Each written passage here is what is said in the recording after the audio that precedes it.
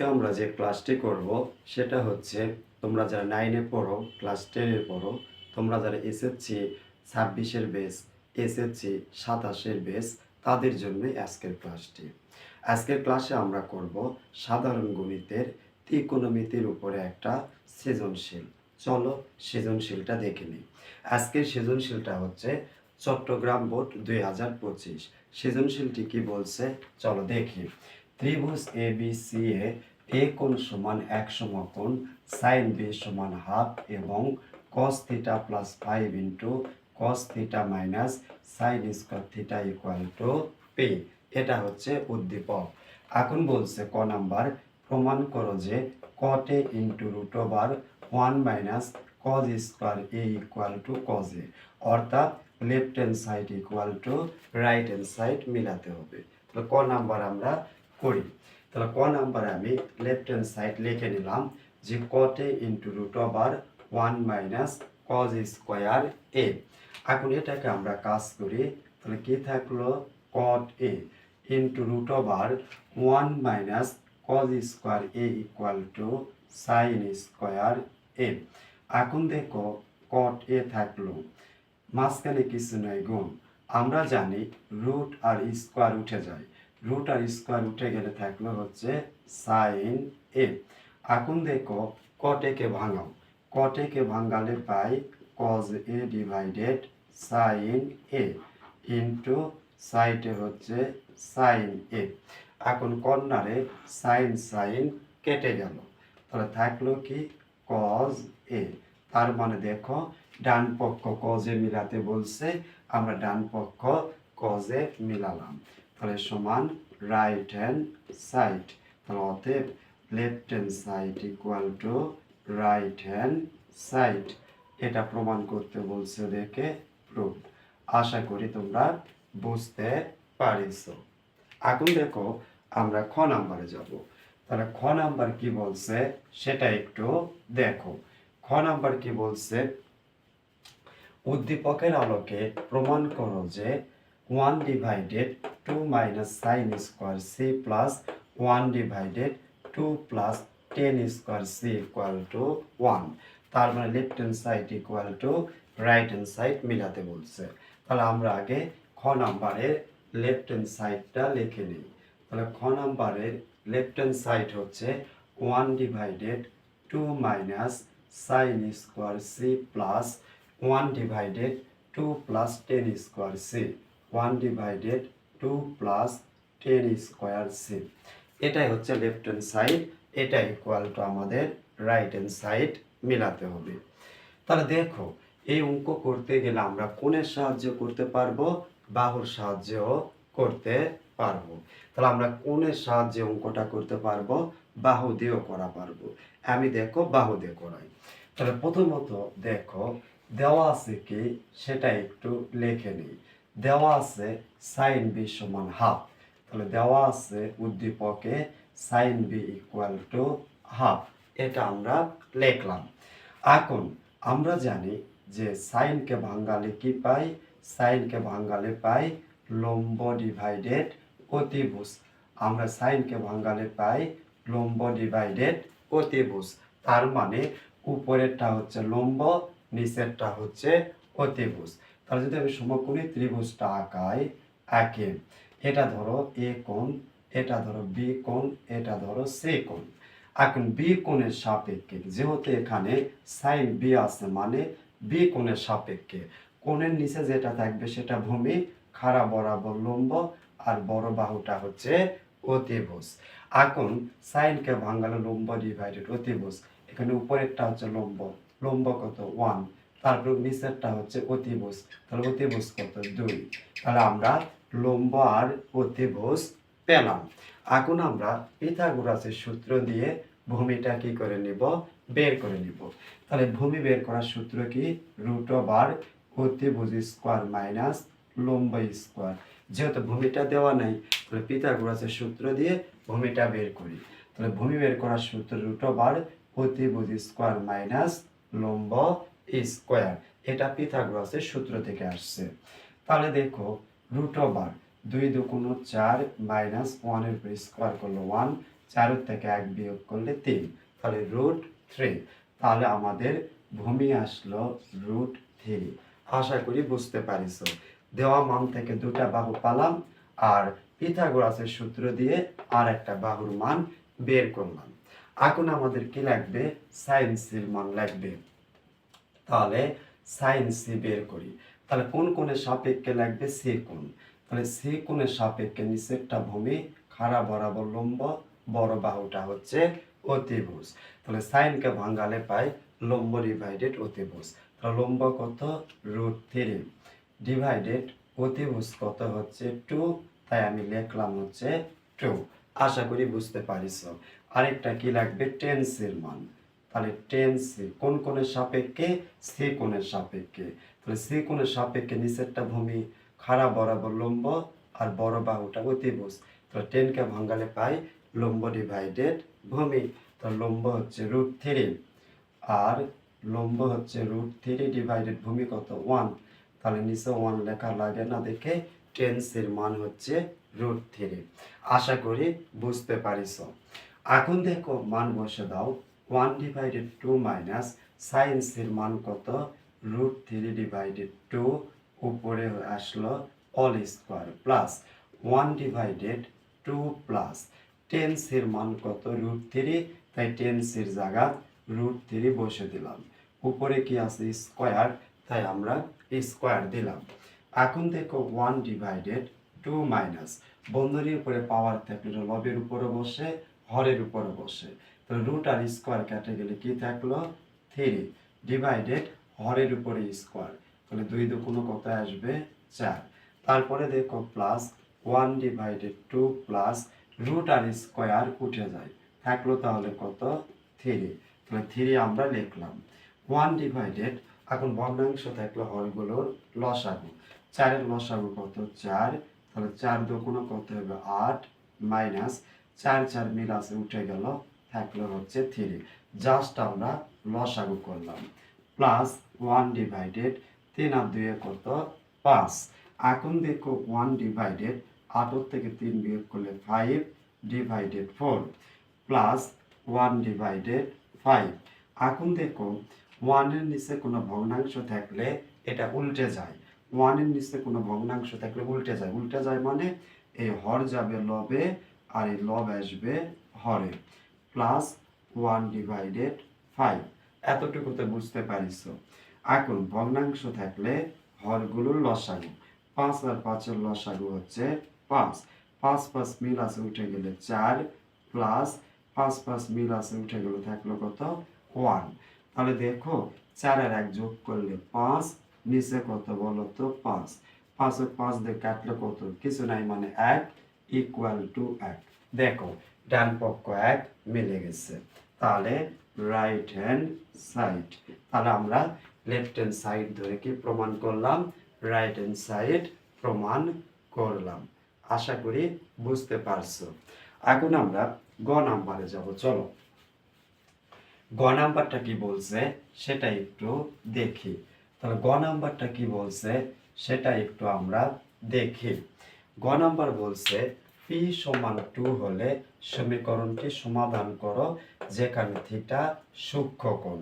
তাহলে p সমান 2 হলে সমীকরণটি সমাধান করো। তাহলে p ইকুয়াল টু 2 ধরে আমরা সমীকরণটি সমাধান করি। তাহলে দেওয়া আছে কি সেটা আগে লিখে নিই। তাহলে দেওয়া আছে p ইকুয়াল টু 2। এই p ইকুয়াল টু 2 হলে এই p ইকুয়াল টু 2 ধরে সমীকরণটি আমরা সমাধান করব, করে থিটার মানটা বের করব। তাহলে p ইকুয়াল টু 2 লিখলাম। এখন দেখো p এর জায়গায় p এর মান বসে দেই। এটাই তো হচ্ছে p এর মান। তাহলে এটাই হচ্ছে p এর মান। তাহলে এই মানটা p এর জায়গায় বসে দেই। তাহলে মানটা কি? cos theta plus 5। তাহলে cos theta plus 5 into cos theta minus sine square theta equal to কত? 2। তার মানে আমরা পির জায়গায় উদ্দীপক থেকে পির মান বসে দিলাম ইকুয়াল টু 2। এখন দেখো বন্ধনীর আগে পরে কোনো মান থাকলে এই মান দ্বারা ভিতরে দুটাকে গুণ, cos আর cos গুণ করলে কি আসবে? দেখো cos স্কোয়ার থিটা প্লাস 5 আর cos থিটা গুণ করলে 5 cos থিটা। কেন? বন্ধনীর পরে কোনো মান থাকলে ওটা দ্বারা ভিতরে দুটাকে গুণ, cos থিটা দ্বারা cos থিটা গুণ করলে cos square theta plus plus cos থিটার 5 গুণ করলে 5 cos থিটা। তারপরে কি আছে দেখো, minus sine square theta equal to কত বলো তো? 2। এখন দেখো, ত্রিকোণমিতিক অনুপাত সমাধান করতে গেলে সকল অনুপাত এক জাতীয় হতে হবে, তাছাড়া মিলিট্রাম করা যাবে না, থিটার মানও বের করা যাবে না। তাই সকল অনুপাত এক জাতীয় করি। আগের দুটা কজ আছে, তাই সাইনকে ভাঙে আমরা কস করব। আগেরটা কি আছে? Cos square theta plus 5 cos theta minus sine square থিটাকে ভাঙালে 1 minus cos square theta equal to কত আছে? 2। দেখো, সকল অনুপাত এক জাতীয় হয়ে গেল। এখন দেখো কি আছে, cos square theta plus 5 cos theta. এখন বন্ধনী তুলে দিব। বন্ধনী তুলে দেওয়ার সময় সামনের চিহ্ন যা, ভিতরের চিহ্নগুলো ধরবে। সামনে কিছু নাই মানে প্লাস, প্লাসে মাইনাসে মাইনাস 1, আবার মাইনাসে মাইনাসে plus cos square theta equal to কত? 2। এখন দেখো, এটো cos স্কয়ার থিটা, এটো cos স্কয়ার থিটা, তাহলে প্লাসে প্লাসে প্লাস, একটার একটা কয়টা cos স্কয়ার থিটা? দুইটা, তাহলে 2 cos স্কয়ার থিটা। তারপরে কি আছে? Plus 5 cos theta minus 1 equal to 2। আশা করি বুঝতে পারিছো। তারপরে দেখো 2 cos square theta plus 5 cos theta minus 1, সমস্ত মান এক পাশে আনো, ডান পক্ষের মানও বামে আনো। কেন? সমীকরণ দাঁড় করাবো। তাহলে এটা প্লাস, এই পাশে আসলে হয়ে যাবে মাইনাস 2 ইকুয়াল টু 0। তারপরে দেখো কি আছে, 2 cos square theta plus 5 cos theta, 5 cos theta মাইনাসে মাইনাসে প্লাস, বড়টার আগে মাইনাস, তাই সামনে কি বসবে? মাইনাস। তাহলে মাইনাসে মাইনাসে প্লাস, 2 আর 1 3 ইকুয়াল টু 0। এখন আমরা একটা সমীকরণ নিয়ে আসলাম। এখন এটাকে মিলিট্রাম করলেই থিটার মান পেয়ে যাব। তাহলে মিলিট্রামের নিয়ম কি? প্রথম পদ যাহা আছে তাহাই লিখলাম, 2 cos স্কয়ার থিটা, পরের চিহ্নটাও রেখে দিলাম। এখন মিলিট্রামের নিয়ম, শেষ পদ গুণিত প্রথম পদের সহগ। তাহলে 3 আর 2 গুণ করলে 3 দুগুণ 6, 6কে ভাঙে 5 মিলাও, তাহলে 6কে ভাঙে 5 মিলালে তাহলে 6 cos theta minus cos theta. ওই যে 3 দুগুণ, দেখো 3 দুগুণ 6, 6কে ভাঙাও, তাহলে 6কে 6, তাহলে 6 থেকে 1 বিয়োগ করলেই তো কত হবে? 5। 6 থেকে 1 বিয়োগ করলেই তো কত হবে? 5। তাই 6 cos থিটা থেকে 1 মানে cos থিটা বিয়োগ 6টা cos থিটা থেকে একটা cos থিটা বাদ দিলে 5টা cos থিটা। তারপরে কি? Minus 3 equal to 0। এখন আমরা জোড়ায় জোড়ায় কমন নিব। এটো 2 দিয়ে ভাগ যাবে, এটো 2 দিয়ে ভাগ যাবে, 2 কমন। এটো cos থিটা, এটো cos থিটা, cos থিটাও কমন। এখন দেখো 2 2 মিল আছে, উঠে গেল। দুইটা cos থেকে একটা cos চলে গেলে একটা cos থিটা থাকে, প্লাস প্লাস। এখন দেখো 2 দিয়ে 6 ভাগ করলে কত হবে? 3। তারপরে cos থিটা মিল আছে, উঠে গেল। তারপরে কি? মাইনাস। এই দুটার ভিতরে কিছু কমন নাই, কিছু কমন নাই মানে 1 কমন নিব। এখন বন্ধনী দেওয়ার সময় সামনের চিহ্ন যা, ভিতরের চিহ্ন ধরবে। মাইনাসে মাইনাসে প্লাস, সামনে প্লাস দেওয়া লাগে না। 1 দ্বারা cos থিটা ভাগ করলে cos থিটা, আবার মাইনাসে মাইনাসে প্লাস, 1 দ্বারা 3 ভাগ করলে 3 কে 3 ইকুয়াল টু 0। আশা করি বুঝতে পারিছো। তারপরে দেখো, এটো cos থিটা প্লাস 3, এখানেও cos থিটা প্লাস 3, তাহলে এক জাতীয় মানকে আমি কমন নিব। কমন মানে কয়বার লিখবো? cos থিটা প্লাস 3 কে একবার লিখবো। এটো cos থিটা প্লাস 3, এটো cos থিটা প্লাস 3, এক জাতীয় মান মিল থাকলে সেটা কমন নিব। কমন মানে কয়বার লিখবো? একবার লিখলাম। একবার লিখলাম মানে এই দুটা উঠে গেল, তাহলে থাকলো কি? 2 cos থিটা মাইনাস 1, তাহলে থাকলো 2 cos theta minus 1 equal to 0। তো থাকলো কি? 2 cos theta minus 1, 2 cos theta minus 1 equal to 0। এতটুকু তো বুঝতে পারছো। তাহলে চলো আমরা একটু উপরের দিকে যায়। তারপরে কি বলছে সেটা একটু দেখো। দেখো দুইটা মান মাঝখানে কিছু নাই মানে গুণ, দুইটা মান ইনটু আকারে জিরো হলে প্রথমটা সমানও জিরো, দ্বিতীয়টা সমানও জিরো। তাহলে আমরা প্রথমটা সমান ইকুয়াল টু জিরো ধরি। তাহলে প্রথমটা কি আছে cos থিটা প্লাস থ্রি, তাহলে cos theta plus three equal to কি ধরবো আমরা জিরো। জিরো ধরলাম, বন্ধনীটাকে তুলে দাও, দিলে কি থাকলো cos theta plus three equal to কি থাকলো জিরো। এখন দেখো থিটার মান লাগবে, তাহলে cos থিটাকে রেখে দাও, প্লাস থ্রি এই পাশে গেলে মাইনাস থ্রি। কিন্তু আমরা জানি যে cos থিটার রেঞ্জ হচ্ছে -1 is less than or equal cos theta is less than or equal 1। তার মানে cos থিটার মান হয় -1 এর সমান বা তার থেকে বড়, +1 এর সমান বা তার থেকে ছোট। তার মানে কি -3 রেঞ্জের মধ্যে পড়ে না, তার মানে cos থিটার মান -3 গ্রহণযোগ্য নয়। তাই cos থিটা নট ইকুয়াল -3। আশা করি বুঝিছো। তাহলে আবার পরকারটা ইকুয়াল টু জিরো, পরকারটা কি আছে সেটা আবার লিখে নিই। তাহলে আবার পরকারটা আছে 2 cos থিটা -1, তাহলে 2 cos theta -1 equal to zero. এখন দেখো তাহলে পরকারটা ইকুয়াল টু জিরো ধরলাম, এটাকে একটু ক্যালকুলেট করি, বন্ধনীকে তুলে দাও, বন্ধনীকে তুলে দিলে কি থাকলো 2 cos থিটা -1 ইকুয়াল টু কি থাকলো জিরো।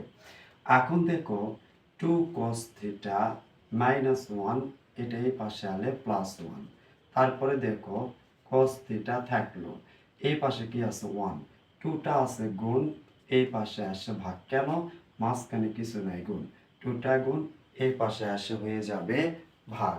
এতটুকু তো বুঝতে পারিস। তারপরে কি বলছে দেখো এই পাশে কি আছে cos আছে, তাহলে cos থিটা, এই পাশে যে অনুপাত আছে এই পাশে সেটাই লিখবো, এই পাশে cos আছে দেখে এই পাশে আমরা কি লিখবো cos লিখবো। এখন cos কত ডিগ্রির মান হাফ, cos 60 ডিগ্রির মান হচ্ছে হাফ। তাহলে এই পাশে যে অনুপাত আছে এই পাশে সে অনুপাতে বসবে, এই পাশে cos তাই এই পাশে কি লিখবো cos। cos কত ডিগ্রির মান হাফ, cos 60 ডিগ্রির মান হচ্ছে হাফ। তারপরে দেখো উভয় পাশ থেকে এক জাতীয় অনুপাত, cos cos কেটে গেল, তাহলে কি থাকলো থিটা ইকুয়াল টু 60 ডিগ্রি। আমাদের থিটা বের করতে বলছে, তাই থিটা ইকুয়াল টু 60 ডিগ্রি। পরে একটা শর্ত দিছে যেখানে থিটা সূক্ষ্মকোণ, সূক্ষ্মকোণ মানে 0 থেকে বড় 90 থেকে ছোট, তার মানে থিটার মান 60 ডিগ্রি, যা 90 থেকে ছোট 0 থেকে বড়, তার মানে এটা একটা সূক্ষ্মকোণ। তাহলে আশা করি চট্টগ্রাম বোর্ড 2025 বুঝতে পেরেছ। থ্যাংক ইউ, আল্লাহ হাফেজ।